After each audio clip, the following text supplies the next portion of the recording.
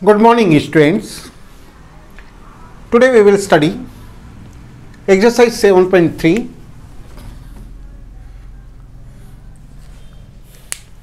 question 2 and similar question 5. इसमें थोड़ा change है, मैं हिंट्स दूंगा फिर आप कर लेंगे. पहले क्वेश्चन 2 में AD is an altitude. This is AD. Altitude means perpendicular. Altitude means height. Altitude of an isosceles triangle ABC. ABC isosceles triangle है. AD इसका altitude है. Here AB is equal to AC है. ये मैंने identical marks दे दिया है. Then show that given AD is perpendicular BC, this is altitude and AB is equal to AC. ये given है. Then prove that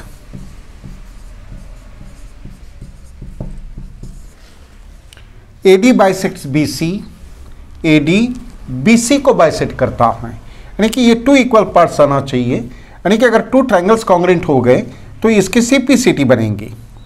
so AD bisects BC and AD bisects angle A.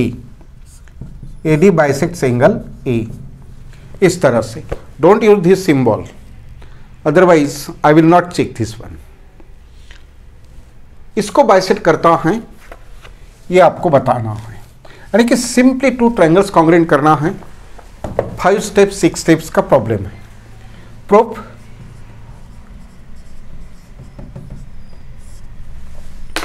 In triangle ADB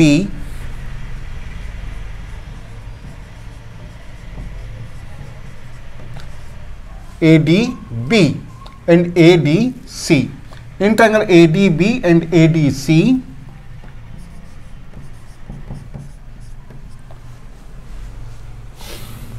perpendicular है. Altitude given है. ये दोनों 90 के 90 इस triangle में, इसके सामने वाला ये हाइपोटेनिस और ये कॉमन साइड. हमने जो 5 क्राइटेरिया पढ़े थे, 4 क्राइटेरिया और एक RHS rule, right angle, hypotenuse, side, उसका यूज यहाँ होगा. अभी ये 90 डिग्री है, ये हाइपोटेनिस है और ये साइड है.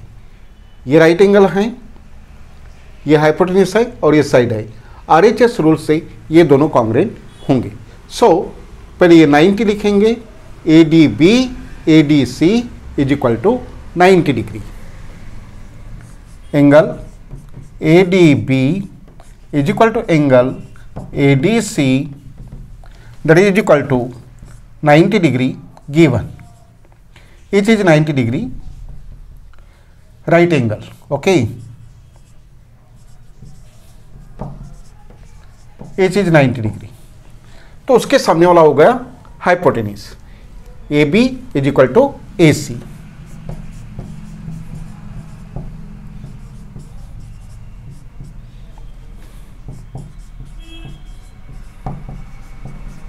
which is given, and AD is equal to AD. This is common side. That's why triangle ADB is congruent to triangle. ADB is congruent to triangle ADC by RHS rule. RHS rule. That's why BD is equal to CD. It means AD bisects BC. That's why BD is equal to CD. CPCT, इसका मतलब हुआ AD bisects BC 1 and side लिया आपने CPCT में, एक angle ले लीजिए BAD is equal to CAD, angle BAD is equal to angle CAD again CPCT of this triangle. That's why we can say that these two angles are equal, means AD bisects angle A. AD bisects angle A. Both are proved in this way. Is it visible?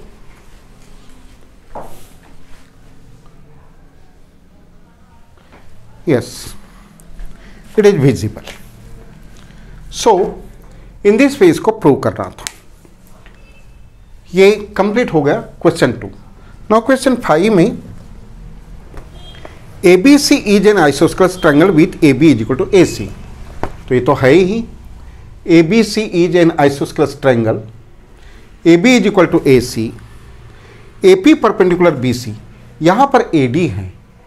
Question 5 में AP है, तो क्या है, D की जगह आप P लिख लो, हो गया सेम. सो बताइए कि angle B is equal to angle C. ये तो मैंने कर लिया है, जितने D हैं उतने आप P कर लो, लेकिन इसका टू प्रूव आपको चेंज रहेगा. AB is equal to AC रहेगा और AD के जगह AP रहेगा. AP perpendicular BC, AB is equal to AC. ठीक है. So angle B is equal to angle C हो गया. RHS रूल से इन ट्रायंगल को कॉन्ग्रेंट करें और अब दो ट्रायंगल कॉन्ग्रेंट हो गए. हमने क्या किया, एक एंगल लिया, एक साइड लिया, एक साइड लिया. दो साइड एक एंगल पहले लिया था. इसका मतलब है कि एक साइड और दो एंगल बचते हैं. एक एंगल तो मैंने 2 में ले लिया. आप एक काम कर लीजिए, angle B is equal to angle C CPCT. यहां पर प्रॉब्लम खत्म. ये कॉन्ग्रेंट होने के बाद में angle B is equal to angle C CPCT, यहां पर problem finish. So that's why 5th आपको करना. Okay. Now next question.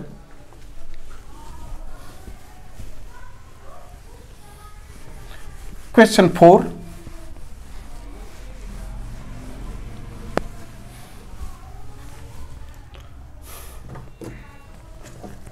Question 4. BE and CF. यह है BE, यह है BE एंड यह है CF. ये क्या है, दोनों इक्वल अल्टीट्यूड्स है.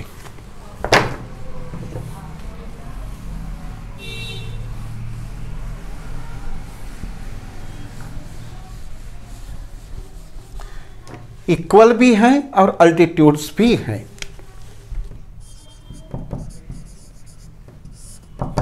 B is equal to CF, equal.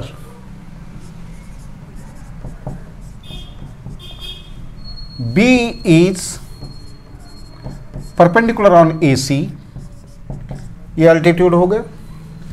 CF is perpendicular on AB, ये भी हो गया.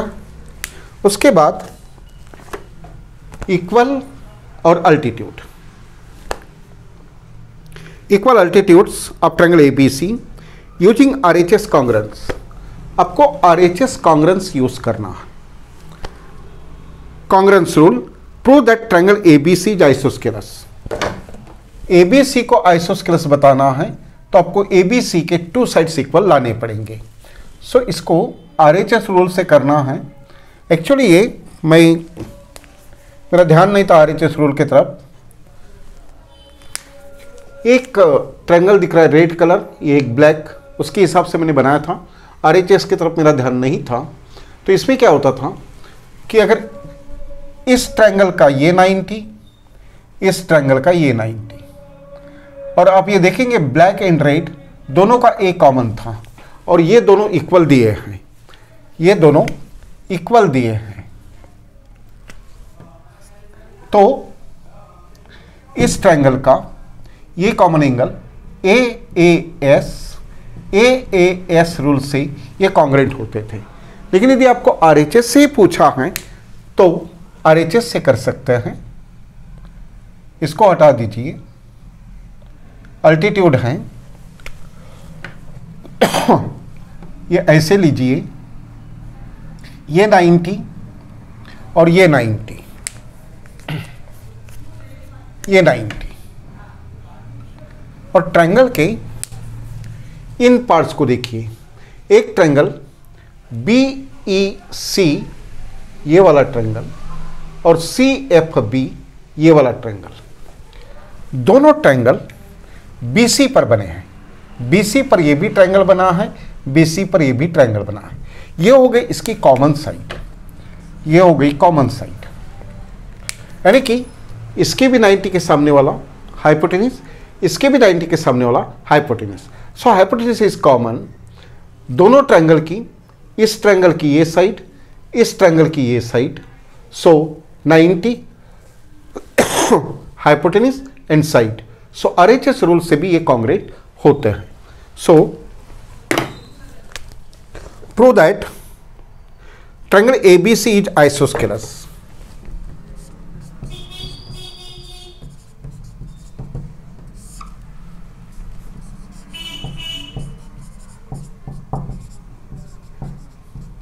Isosceles triangle, that is AB is equal to AC लाना है आपको। अगर ये आप लाते हैं तो ये आइसोस्केलस हो जाएगा। RHS क्राइटेरिया का ही यूज करना है। सो प्रूफ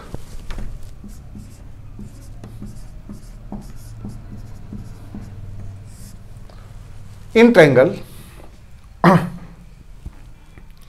BFC ये वाला triangle, this is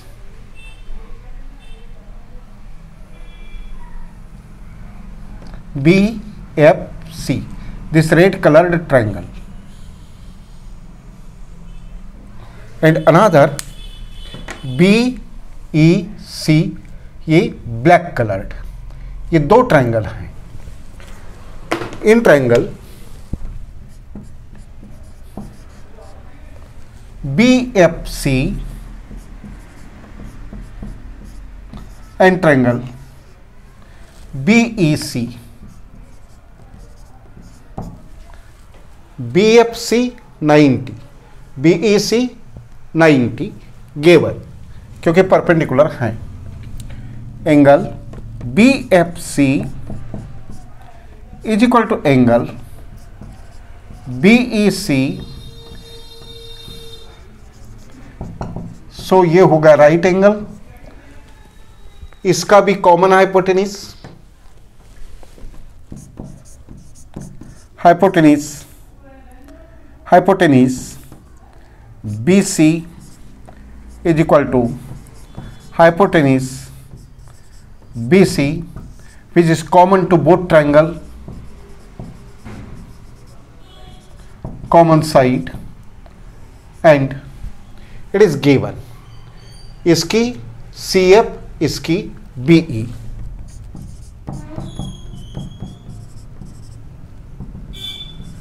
it is given, that's why triangle BFC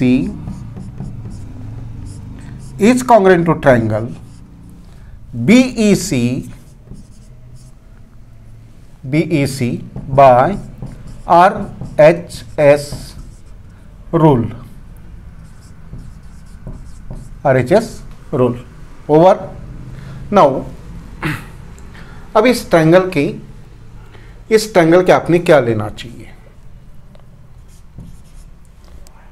इस ट्रायंगल का एंगल B लीजिए, इस ट्रायंगल का एंगल B लीजिए, और रेड वाले का, और ये जो ब्लैक वाला है इसका एंगल C, ये CPCT लीजिए। That's why angle B is equal to angle C, ये हो जाएंगे CPCT, ठीक है।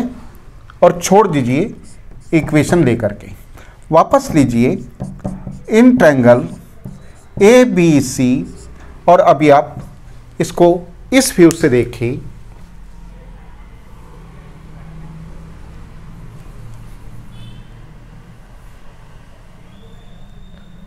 सब ट्रायंगल ए बी सी देखिए, ए बी सी, इसका एंगल बी, इसका एंगल सी इक्वल आ चुका है, तो side opposite to equal angles are equal, that's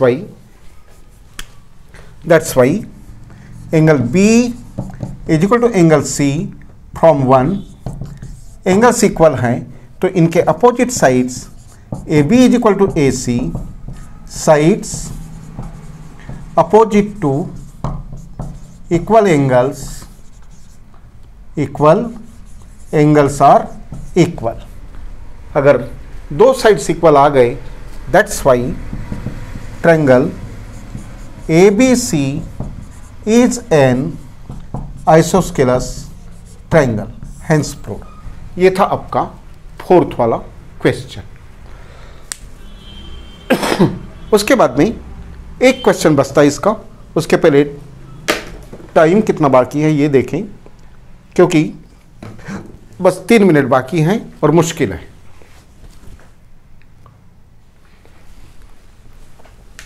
तीन मिनट बाकी है और मुश्किल है, तो मैं थोड़ा सा कंसेप्ट समझा देता हूं इसका कि क्या होगा।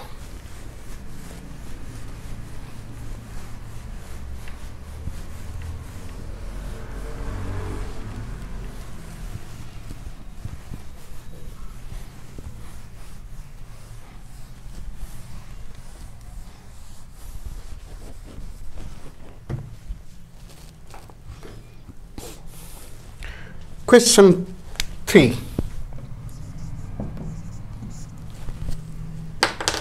Question 3. Two sides AB, BC and median AM of one triangle ABC are respectively equal to PQ, QR and median PN of triangle PQR. यहाँ पर यूज किया है median.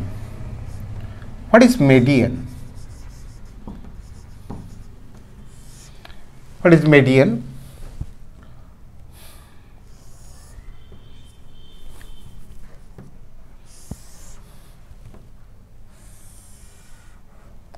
Let it is triangle ABC and AM is the median, midpoint, इस base का ये mid point हो, ये mid point होने के कारण BM is equal to CM बिल्कुल एग्जैक्टली एट द मिडल है, तो ये सेगमेंट तो इक्वल हो ही जाएंगे इस तरह से। अब जो इसका अपोजिट वर्टेक्स है A, इसको ज्वाइन करें।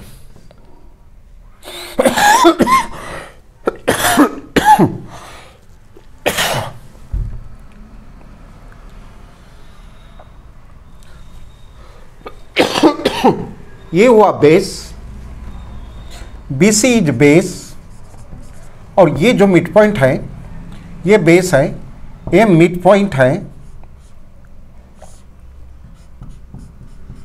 ये आपको मुझे एक्सप्लेन करके सेंड भी करना है। ये मिड पॉइंट है और ये उसका अपोजिट वर्टेक्स है, ये वर्टेक्स है। तो मिड पॉइंट और उसका अपोजिट वर्टेक्स को जोड़ने वाले को कहता है median. This is called median. Okay, a segment joining the mid point of one side and it's opposite vertex is called median. जो मैं वर्ड्स में बोल रहा हूं ये आपको लिखना है। This is the segment, a segment joining mid point of one side, एक तरफ में उसके मिड पॉइंट को ज्वाइन कर रहा है, एंड इट्स अपोजिट वर्टेक्स, और वो साइड का अपोजिट वर्टेक्स को ज्वाइन कर रहा है, it is called median. Now इसके मीनिंग निकालें। So in triangle ABC, AM is the median,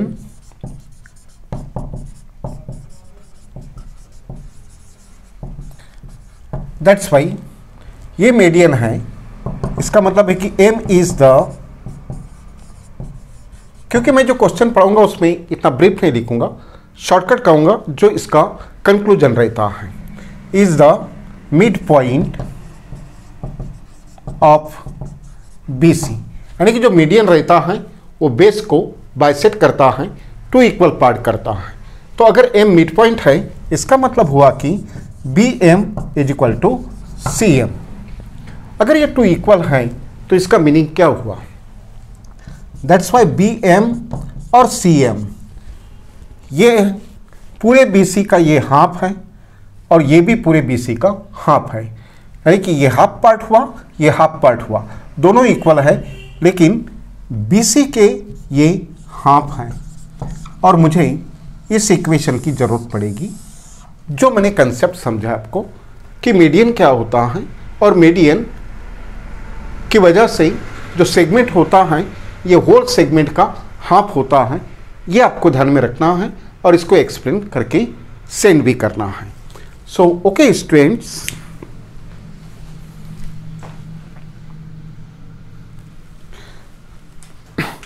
यहाँ पर स्टॉप करते हैं क्योंकि पूरा क्वेश्चन वो काफ़ी लॉन्ग है, मिड पॉइंट पर बेस्ड है और ये शायद आपको पहली बार आया है तो थोड़ा टाइम लेगा, तो उसको मैं नेक्स्ट पीरियड में करूँगा। So see you in the next period. Good day, good bye, thank you.